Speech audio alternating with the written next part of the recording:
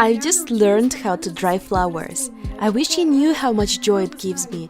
I used to drool looking at pretty pictures with herbariums, and I was jealous of people who could dry flowers well. And finally, I've also managed to do so. Now I'm going to share with you what I know so far.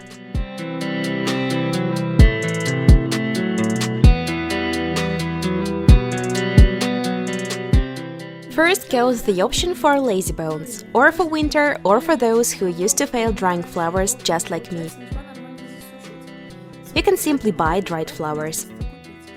For example, the cornflower whale, a very old video by the way, was made of the petals bought on LifeMaster. You can actually find a lot of curious things there. I still have a whole bag of cornflowers, and from time to time I use their petals. They have an expiration date, but you should mind it in case you want to add some into tea or in cosmetics. In art, you're mostly concerned of their look. One more option where to buy is AliExpress. There you can buy pretty dyed flowers for nail art. I will leave the links in the description to those which I personally ordered. The option which some people choose, but to my opinion this way is not that safe, is to use books. Just take a plant, a flower or a petal and put it into a book. Then you put the book on a shelf and forget about it for 3 weeks. However, in such a case you never know what you will get and will you get anything at all. For instance, you arrive at your country house and there you have beautiful flowers. You dry 3 of them and in a month you open the book and the result you have is not that good. And by that moment all the flowers have already finished blooming. And what can you actually do in such a situation? Wait for the next year to try drying them again? But this is not convenient at all. I prefer a bit simpler and faster method, which gives you an opportunity to correct your mistakes. I'm speaking about the drying with the help of an iron. For this you will need tissues. You can also take one-use napkins. The important thing here is to find the one with an even surface. Such tissues or paper towels won't do, because they will leave their prints on petals. I don't take paper, even if it is perfectly smooth and even, because moisture removes worse through paper, and a tissue either absorbs moisture or easily evaporates it. Next goes an iron. I don't fill it with water and also turn off the steam regime. As we are going to dry flowers, we don't need additional moisture. Flowers. The flowers must be fresh. It's better to put them in water after picking. Speaking about me drying the flowers in the countryside, I prefer popping in the garden, picking 2 or 3 plants and then going back and drying them up, and after that do all the same steps. The most important thing in such a situation is to turn off your iron before you go to your garden. Do not think that you will come back and continue using it. Anything or anyone might distract you, or ask you to do something or go somewhere. Please always turn off your iron when you leave. If a flower is voluminous, I try trimming it as much as possible to protect it from falling apart. I put a tissue on it and iron it. Do not leave your iron on the same spot, otherwise your flowers will boil in their own juice. From time to time, put up your iron to let the moisture go out. Very carefully unattach the flowers.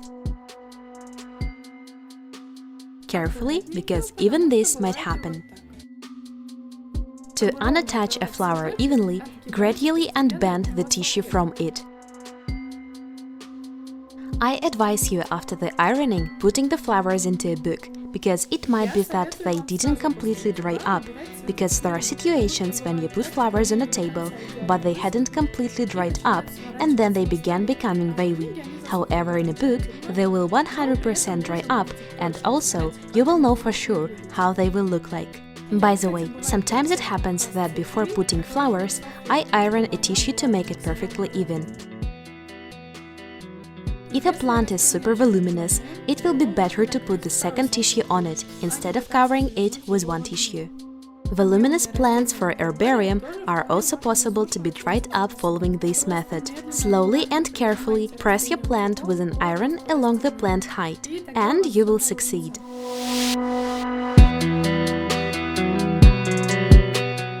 You can also try straightening out a plant after the first ironing. In other words, you have ironed a plant for a second, it got soaked a bit, you put away the upper tissue and carefully straightening out the petals, not to damage them, because they become extremely fragile. Then put the tissue back and dry it completely up.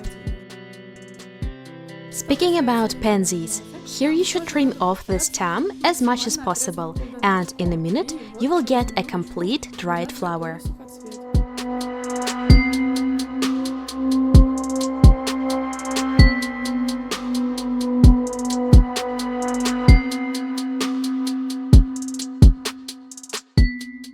I also made a discovery for myself.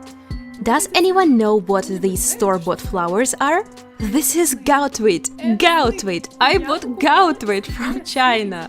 Just look at these umbrellas, these are totally them! And when you flatten them by an iron, you achieve the same result.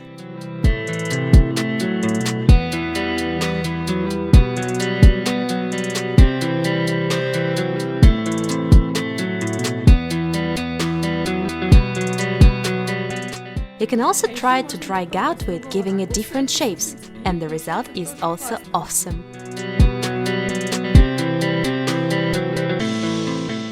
And these flowers are hydrangea. I dried my granny's hydrangea, and it turned out no worse than this. A different matter is how to dye them like the store-bought ones and not to ruin the structure of a flower. I will work on this matter. One more interesting trick is to use decorative punchers before the drying up. The gentlest petals won't go in, but you can make great butterflies of the petals of clematis.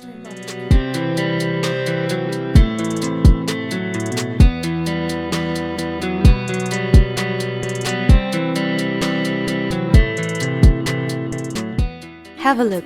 It seems like there is nothing super special, but this petal is ruined. However, the previous, the same one, dried up perfectly.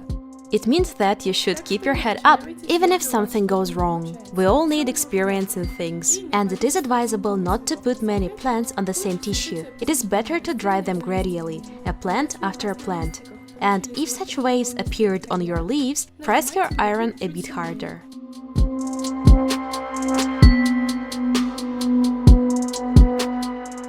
After you have completed working with your iron, you must make sure that there are no dirty spots on its hot surface, so that the iron won't leave any stains on white shirts. These are the dried flowers I currently have. For the matter of that, to find your forget-me-nots faster in a book, after putting them after ironing, you can put them on a small piece of paper and then in a book, so that you will find your flowers faster. As for conifers, my fur is always losing its needles, so I'm not even trying to dry it. I don't really like red cedar, but a juniper will never let you down. If anybody watched my June compilation, you might notice that me and my friend were sewing a juniper bush in the yard. Well, actually, he was sewing and I was running around and picking pretty twigs. So now I have a whole bag of such twigs, and it simply rests open in my closet, and the twigs in there dried up perfectly.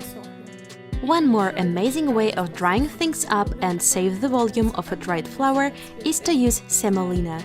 Here I have two flowers. One of them dries in a book and the second one in semolina, and the difference between them you can clearly see. All you have to do is put some flowers in semolina and pour some more semolina on them. Avoid such bumps, otherwise when you will try to transfer your jar, your bump will fall apart and the flowers will be damaged.